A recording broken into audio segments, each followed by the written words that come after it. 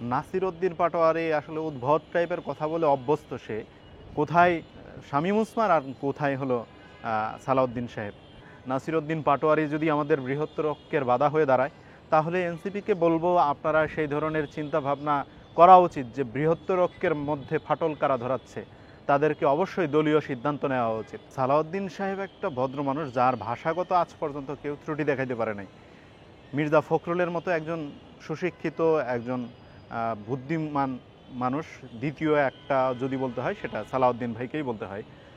তো এই ব্যক্তিটাকে নিয়ে কটূক্তি করার আসলে লেভেল দেখতে হয়। নাসির উদ্দিন পাটোয়ারি আসলে উদ্ভট টাইপের কথা বলে অভ্যস্ত সে। সে আসলে রাজনীতিতে তো নতুন, খুবই স্বল্প সময়ের রাজনীতিবিদ, তাই বুঝে উঠতে পারতেছে না রাজনীতি আসলে কিভাবে করতে হয়। রাজনীতি এখন শিখতে পারে নাই তারা। অবশ্যই আশা করি তারা ধাক্কা খেতে খেতে রাজনীতি শিখবে। তবে নিজেকে এতটুকু স্থির রাখা প্রয়োজন আমরা মনে করি যে ভাষাগত মানুষকে আক্রমণ করে কুরুচিপূর্ণ মন্তব্য করা কতটুকু আসলে যৌক্তিকতা রাখে এবং সেটা রাজনীতি ক্ষেত্রে কতটুকু মানে প্রভাব রাখে সেটাও বোঝা উচিত ছিল। একজন বুদ্ধি জ্ঞান সম্পন্ন মানুষ নাসির উদ্দিন পাটোয়ারি, সে সালাউদ্দিন ভাইকে এ ধরনের মাফিয়া আখ্যায়িত করে আসলে রাজনৈতিক পরিমণ্ডলে প্রত্যেকটা রাজনৈতিকবিদকে সে এক প্রকার হেয় প্রতিপূর্ণ করেছে। শুধু সালাউদ্দিন ভাইকে নয়, আমরা সেটা মনে করি সারা বাংলাদেশের যত রাজনীতিবিদ সৎ মানুষ আছে প্রত্যেককেই হেয় প্রতিপূর্ণ করা হয়েছে। কোথায় শামীম ওসমান আর কোথায় হলো সালাউদ্দিন সাহেব।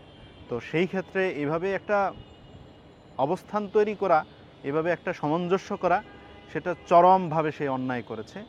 এটা তার অবশ্যই দুঃখ প্রকাশ করা উচিত। সে একজন জাতীয় রাজনীতিতে রাজনীতি করার জন্য এসেছে। এই মাঠের প্লেয়ার হয়ে আরেকজন প্লেয়ারকে এভাবে ঘায়েল করা সেটা কোনোভাবেই সমীচীন নয়।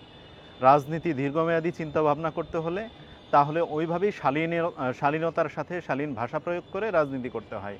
আর যদি মনে করেন যে 2-4 দিন আমরা হইহুল্লো করলাম, এরপরে থেমে গেলাম, রাজনীতিক মাঠ শেষ, তাহলে আপনারা যা ইচ্ছা তাই করতে পারেন। অ্যাক্টিভিজম আর রাজনীতি এক না।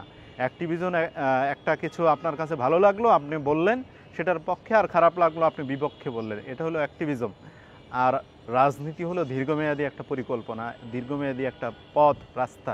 সেটা অনেক সময় পিচ্ছিল হতে পারে, অনেক সময় অনেক সুন্দর হতে পারে, অনেক সময় এটা কাদামাখা হতে পারে, বিভিন্ন রকমের বিভিন্ন পরিবেশে হতে পারে। তবে সালাউদ্দিন ভাইকে কুরুচিপূর্ণ মন্তব্য করায় তার নিজ এলাকায় চট্টগ্রামে এখন নাসির উদ্দিন পাটোয়ারিকে অবাঞ্ছিত ঘোষণা করা হয়েছে, সেটা আসলে আমরা মনে করি তারা অন্যায় খুব কিছু করেন নাই। একজন সৎ, একজন নিষ্ঠাবান একজন রাজনীতিবিদকে নিয়ে যখন কুরুচিপূর্ণ মন্তব্য করা হয়, তখন তার নিজ এলাকার মানুষ তার পক্ষে দাঁড়াবে, এটা স্বাভাবিক বিষয়।